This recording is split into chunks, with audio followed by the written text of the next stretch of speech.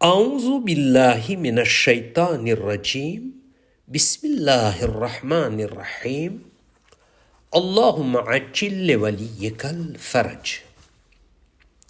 હઝરત અમીરુલ મોમિનીન અલી ઇબ્ન અબી તાલિબ અલૈહિસ્સલાતુ વસ્સલામ નહજુલ બલાગાની અંદર હિકમત નંબર 164માં ઇરશાદ ફરમાવે છે કે જે એવા લોકોના હકને અદા કરે કે જે તેના હકને અદા ન કરતો હોય તો તેને પોતાનો બંદો બનાવી લીધો.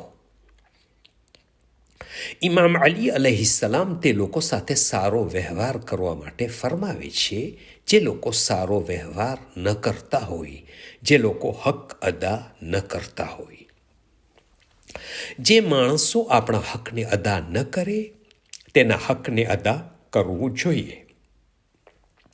ફઝીલત એ છે કે જે મોઢું હટાવે, જે હક અદા ન કરે, જે સારો રિશ્તો ન રાખે તેના સાથે સારો વ્યવહાર રાખવો. એક હદીસમાં બયાન થયું છે કે જેને મુકમ્મલ અખલાક પણ કહેવાય છે. તે 3 વસ્તુઓ છે જે તમારાથી રિશ્તો તોડે તેનાથી રિશ્તો જોડો, જે તમને હકથી દૂર કરે તેને આપો, અને જે તમારા સાથે નાઇન્સાફી કરે તેને માફ કરો. આ હદીસમાં પણ ખાસ એ વસ્તુ તરફ ધ્યાન આપ્યું છે કે જે ખરાબ કરે તેની સાથે સારું કરો.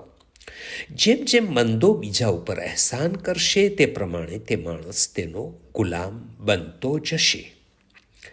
આ હિકમતમાં એક બીજી પણ ખાસ વસ્તુ છે કે જેના સાથે અહેસાન કરવામાં આવ્યો હોય તેને પણ અહેસાન કરનારનો એહતરામ જાળવી રાખવો જોઈએ.